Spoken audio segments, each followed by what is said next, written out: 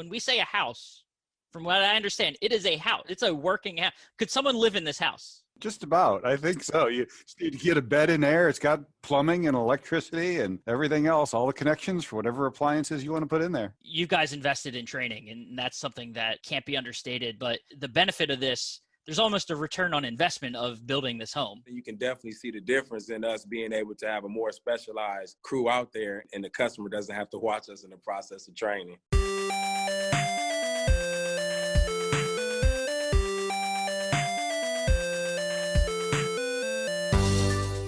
Welcome into the Independent Thinking Podcast. This is your host, Rob Stott. When it comes to training, it's one of those things where it's available in nearly every profession. Continuing education is a thing in so many industries out there, and certifications are a way of proving that you have trained or are an expert in your field, or someone that knows what they're doing. They're reliable to the consumer, and someone the consumer can trust. But what about delivery? There's never really been a way to, there's so many things you can do to train for delivery. You can read instruction manuals on how to install things before you go out on a service appointment to deliver an appliance or replace an appliance or build furniture for a customer. But there's not, how are you supposed to, every house is different, right? So there's not really a way to ensure that, a delivery person, other than throwing them into the situation and kind of playing one of those baptism by fire types of games. But, leave it to Paul Sherman of Sherman's up in Peoria, Illinois, to really work with his delivery team and figure out a way that they can train their delivery guys and have it be something where, they go into a job facing sort of some of the most challenging obstacles even before getting into a customer's home. And the way they did that is a bit shocking. They built a house. Paul, as he tells us in the podcast today, they had the space. They're in a warehouse where they had sort of a second level that wasn't getting much use, and so they decided to repurpose that space and built themselves a training house for their delivery team. And it really has one of those sort of field of dreams kind of, if you build it, they will come type feels to it. But I mean, this house it's fully decked out. It's got working plumbing, electrical, tight corners, different sized doorways, all the types of obstacles you would expect to face as a delivery person. And to their credit, Sherman's runs every new delivery person through this house, and they won't get their keys to their truck until they complete 80 hours of training inside of this house. And it's really a celebrated thing for them, and just an absolutely unique and interesting idea and concept, and one that caught my interest and wanted to learn a ton more about, because there's so many things you can so many cool things you can learn about what Sherman's is doing with this house, and just from the outside the box thinking of how to train their delivery professionals. So we got Paul on, we got Antwaun Banks, his delivery manager, on, and had a really awesome conversation about this house, and a lot more too about the Shermans and both of their paths through retail and how they got to where they are today. So don't want to waste any more time, because I really enjoyed this one and appreciate Paul and Antwaun for spending time with us. So let's just go ahead and dive into this Independent Thinking Podcast with the team at Sherman's.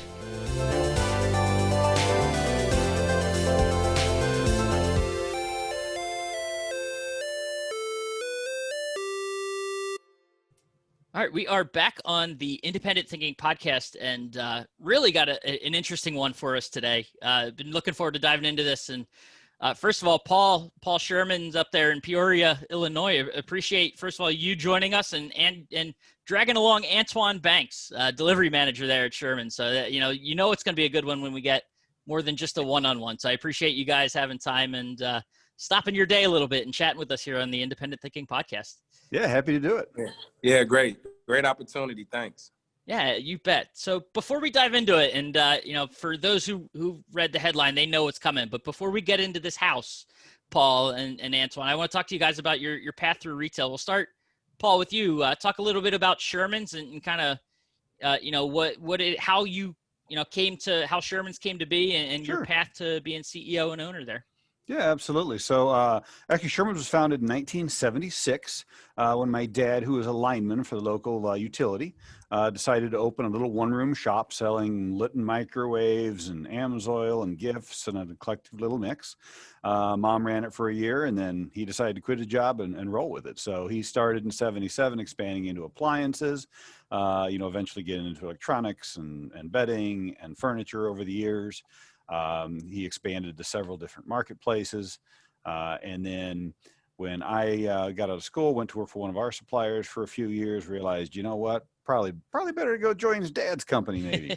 And did that. Have done, just about every job in the company, working my way back up. And it's been really fun. So I've been at the helm for quite a while, since the 90s.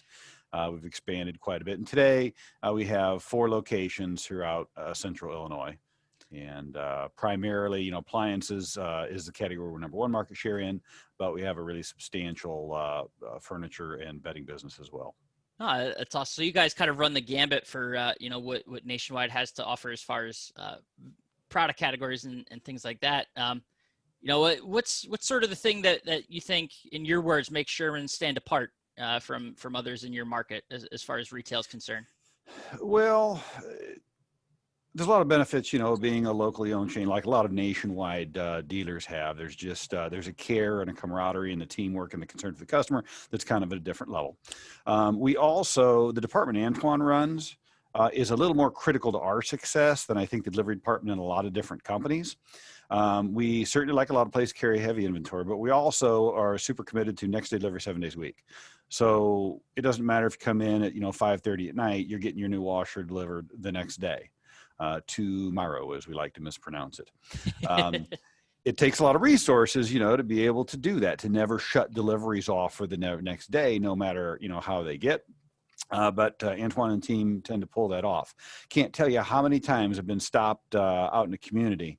Say, man, Paul, I can't believe, man, you really saved us, man. The washing machine was out, had to have laundry done for the kids on Sunday, and came in Saturday night or ordered online, and Sunday it was up and running by 1 o'clock. So we get a lot of that sort of thing. That's probably one of the single biggest differentiators, I think. Yeah. That has gotten us to the number 1 market share position in appliances. No, that's awesome. And no pressure on you, Antwaun, right? Yeah, none at all. So talk about your path to Sherman's, and would, made you want to join a company like this and be with, working with someone like Paul. It was a great opportunity. I started working here. I started out as a delivery driver. And then I started looking around at so much opportunity here. I was blessed to become a driver mentor, which led to me being assistant delivery manager. And where I stand now is delivery manager. Kind of looked like, fun fact, when Paul was speaking on Jack, when he was a lineman, my dad was actually his assistant foreman. And now Paul is like my mentor, and I work for him. So that's a great fun fact, great place to work. I've learned a lot, mentor well, and I just look forward to continue to grow with the company. But being delivery manager has its ups and downs with it, but we move forward and keep changing and moving the needle forward. Oh, that's awesome to hear, and a cool little backstory. That's a neat tie to kind of the history of you guys. So neat to see it weave into today's iteration of Sherman's. Yes. So I know, the last year's been kind of challenging, and I think sort of specifically, from a delivery standpoint, I'm sure, as you can probably both attest to, how, question to both of you, and Antwaun, maybe you could start, the impact of COVID on sort of your day-to-day, how what's that been like for you over these past 10 months? Well, it's been an everlasting up and down, roller coaster, like a lot of us. Different changes with us going into the customer's home and being around close quarters. We have to make sure that we have the right things in place as far as Virex, hand sanitizer, masking, disinfecting of the trucks. And in the beginning, it was quite challenging because things were changing by the day. Right. So we just rolled with the punches and got through that point. And now things are a little bit more consistent, but they still change. But, we just do our best to try to ensure the safety of the customer and our employees as well. Absolutely. And Paul, I know that, Antwaun mentions that safety of the customer obviously has a big impact on the delivery side. And, But what about for broader view of Sherman's? What sort of impact have you guys had, and how have you been managing these past 10 months? It's one of those things that falls under the heading, if it doesn't kill you, it makes you stronger. There's been a lot of positive things long term that's come out of this. We dramatically improved our online presence last fall. So when this thing hit, we had already a dedicated person to internet. We were able to quickly expand that team and kind of keep going through even the shutdown period of it. We've certainly learned a lot of new ways to communicate with guests. We never used to just walk around on the floor with video chat selling to somebody at home. I mean, that wasn't a thing. So we kind of had to change a lot of procedures that way. But internally, one of the first things that we decided we had to do is I had to be out there every day, making sure trying to put people's minds at ease and communicate what we knew when most of us didn't know a lot of different things. So a lot of the communication, my weekly update video to the company, or our weekly Tuesday check-in call for the extended management team, these type of things are really brought us closer together. And a lot of that communication, I think, has improved greatly, even though this is not as good as being in person. Yeah. What we're learning, though, is we can do this more frequently and still be really in tune with one another. Now, of course, Antwaun doesn't have that benefit, right? He and his guys got to get down there on the floor, load the product, and go out to people's homes. That was its own unique management challenge to begin with, because you guys got a lot of uncertainty. We couldn't work it. We're essential. We got to keep rolling. People wanted to work, but then they were very nervous, about what doing that. So till we got to where we are today, where we kind of know here's the sanitization procedures, here's the mask protocol and all that sort of thing. It was rough, but it's good to see the vaccines on the horizon. I'll tell you that. As we're sitting here, it's getting closer. It feels like the light is at the end of that tunnel, and it's real now. It's just there's a little sliver of it, but it's real now, and we're getting there. Yeah. But you talk about the impacts and changes on delivery specifically, and getting into customers' homes.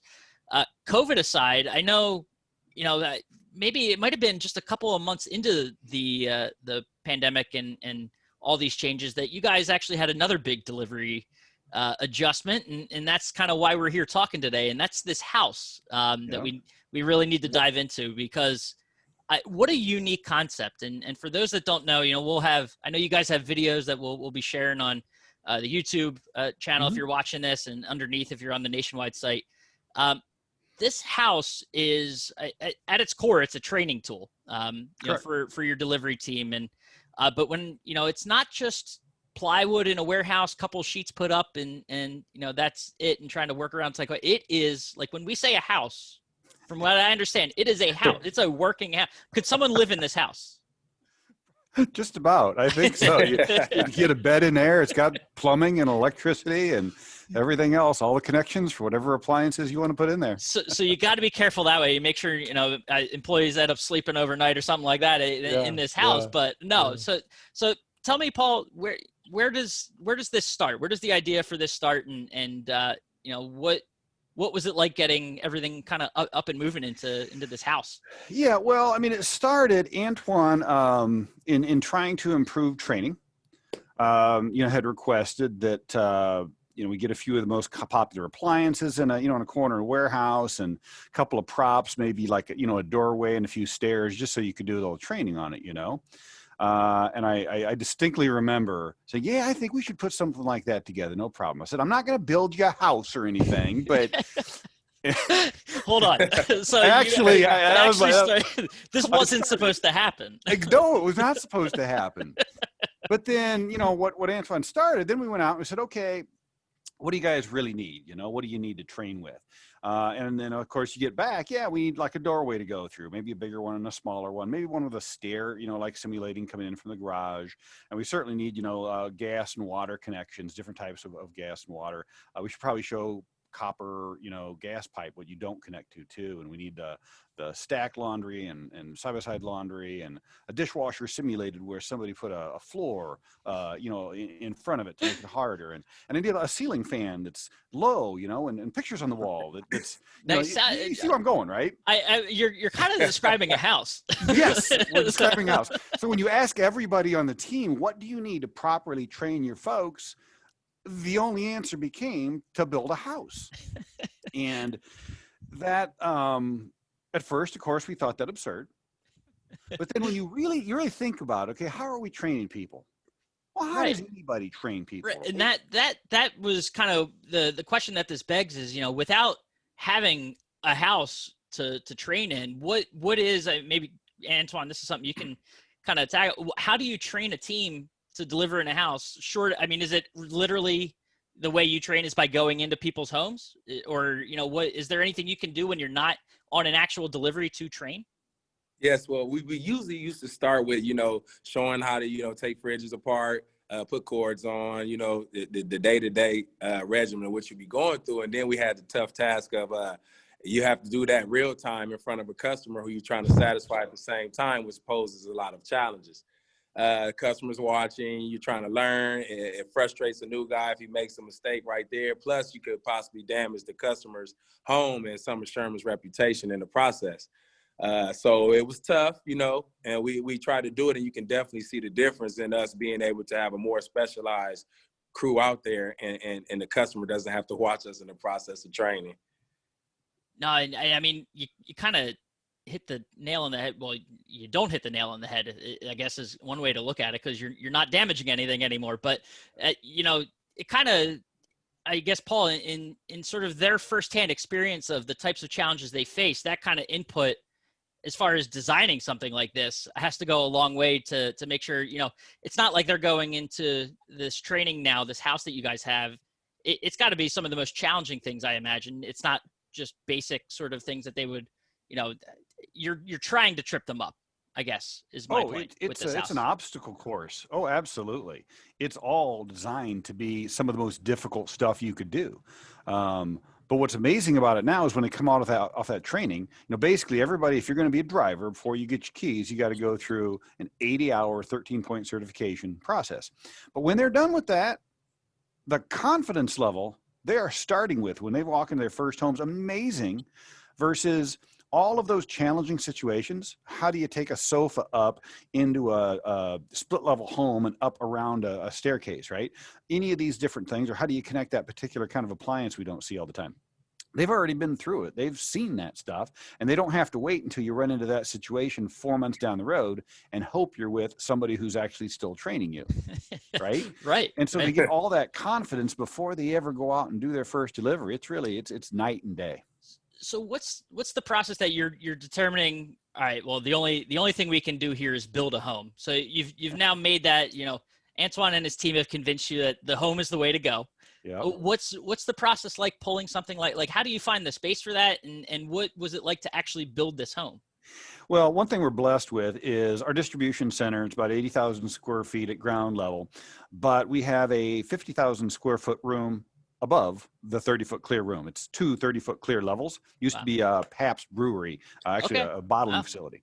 So they'd run product up and down. So I've got this 50,000 square foot room up above that's very hard to store product on. So in other words, we have extra space. So that's where we put it up there. So for us, the space was an issue. I know for a lot of folks, 1,100 square feet isn't, you're just going to have probably 2,000 square feet by the time you take the product available, sitting outside the home and that kind of thing. I know not everybody has that, but so we had the space.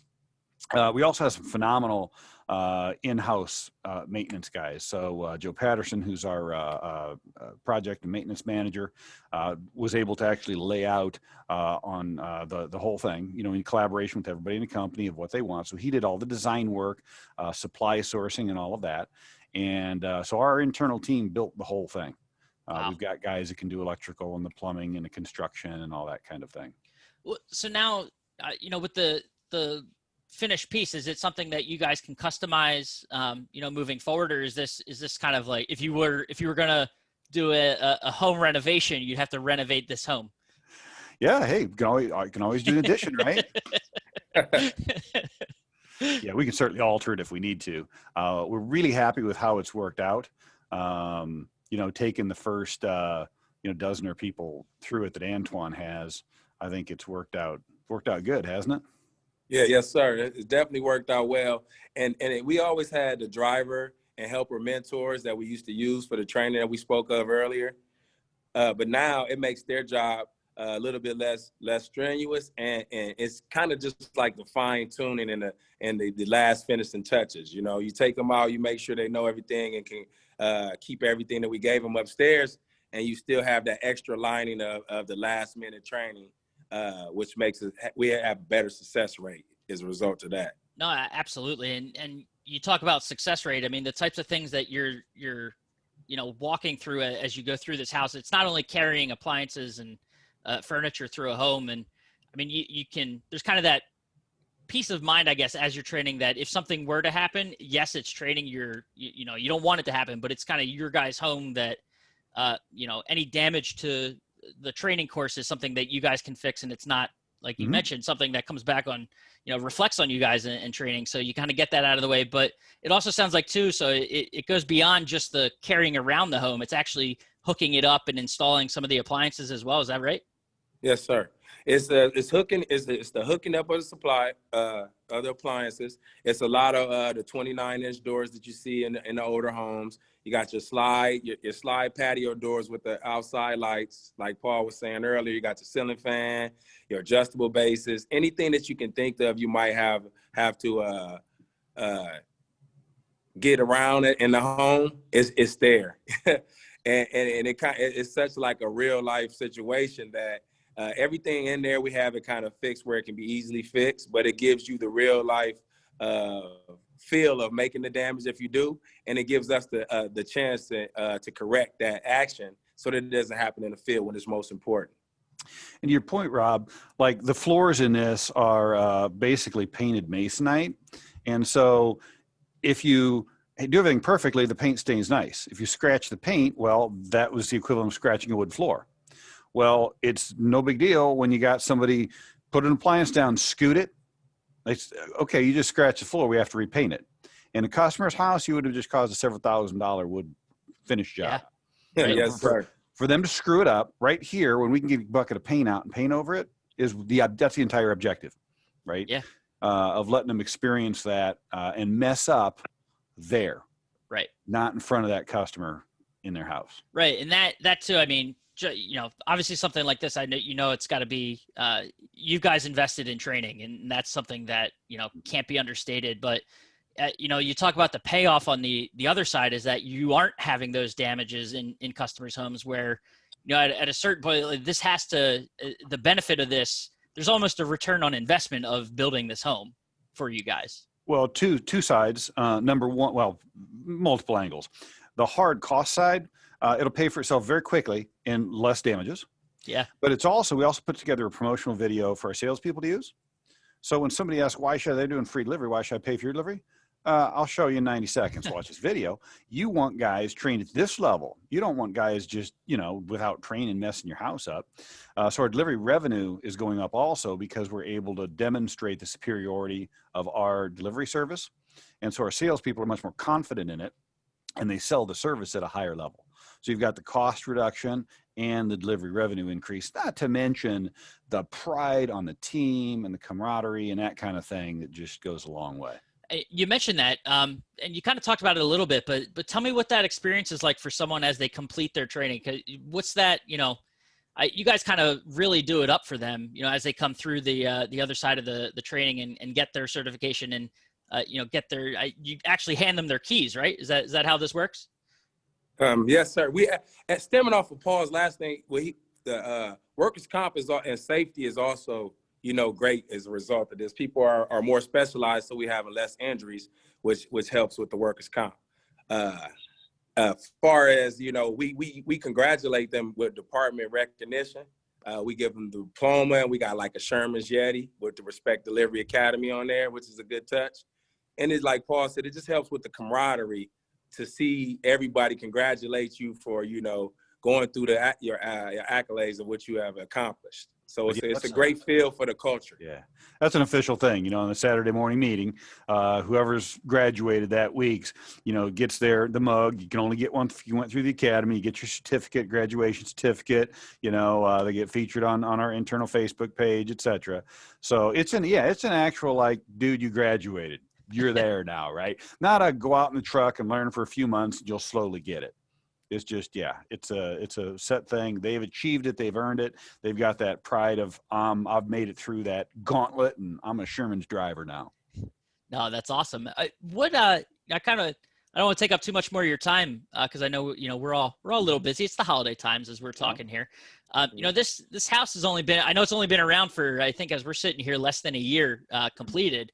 Has there been any thoughts of what's next with it, or what else you guys could do with this home? Yeah, well, we have used it to put a new goal in place of 98% perfect deliveries, which would be 98% of 100 deliveries, which is a great opportunity for us to be able to chase. But this is the center point of the training that's helping with the culture for us to be able to accomplish a goal as outlandish as that. And it's moving the needle really closer to that, and we're excited about moving forward in that direction. Yeah. Anything to add, Paul? Don't think so. That's really it.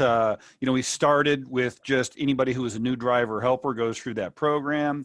We still have work to do to get all of our existing people through kind of refresher on whatever they need. We're not going to make them go through 80 hours of it, but whatever they need, kind of recertified for that sort of thing. Also moving forward, whenever, they have their, morning meeting, okay, what didn't get completed perfectly yesterday kind of thing. We can always take people up, and they're starting to do not remedial, but just refresher training on stuff, I should say. Okay, you had a problem with that kind of connection. We're going to run up to the house here and take a couple hours this morning, review that, how to do that exactly. I'm sure we'll add things to it, different types of connections or different types of products, whatever we're having an issue with. Right. That's kind of the thing that came to mind, as you're talking about going back. It's something, of course, like any training, any education, it's something you're going to want to go back and just make sure you're fresh on. And it's always nice to be able to have that there to go through. But you talk about like future products that come out too. You can take this because every product's different. And as manufacturers, whether it's a type of couch, a new table, a new big appliance, it's going to have a different shape and feel to it. So to be able to actually test what it would be like to take that into a home, you're not having to deliver something for the first time in a customer's home, some product that you've never handled before. So you actually get to take it into your training home and see what it's like to maneuver that product around a bunch of different twists and turns. Yeah, it's not a good customer experience when they lay out thousands of dollars for an adjustable base set, mattress set, and then the guy who's there is reading the instructions on trying to figure this out. Right? That's not a good experience, right? So we have that all up there, and that is part of their training. You go through that, double reclining sofas, disassembling them, putting them back together, all the different types of refrigerators and door reversals and taking the doors off that we could possibly think. So we have our own inventory outside the house. Well, and partially inside of all those products and get, move in and out. So that will just change with time. Whenever we have a popular product that's a little bit new, we'll just swap out that inventory so they can go through pretty much anything they need to know so that anything they would get is an offshoot of something they've trained on. That's really cool. And something I know, when COVID subsides, when vaccines get out there and we can start hitting the road again, I would love the chance to just walk through this, get up there, see you guys and walk through this house. Cause like I said, all I did was read a profile and it really, struck a chord. It was something that it just comes across as so cool and just a really unique opportunity for Sherman's and for Antwaun and your team there. So yes, awesome stuff. Excited that we got the chance to talk about it and look forward to kind of seeing, where it goes and best of luck on hitting that goal for you guys. Yeah, thanks very much. Much appreciated. Always would be happy to have you visit, Rob. Awesome. Thank you, guys. All right. Take care. All right. Have a good rest of your day. Bye-bye.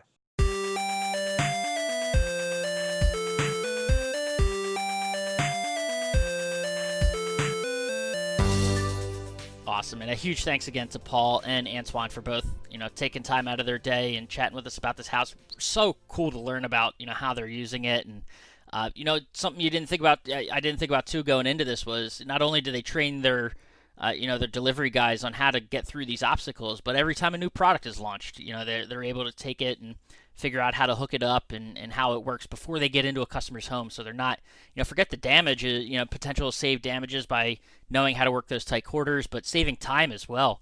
Having a complete understanding of how these appliances work or how, furniture needs to fit into a space. So just all around a really unique and awesome concept, and one that I know their team is surely paying off for, and the return on investment, like we said, is already there. So Appreciate them, like I said, taking time, and as always, appreciate you listening to the Independent Thinking Podcast, and we will catch you next time.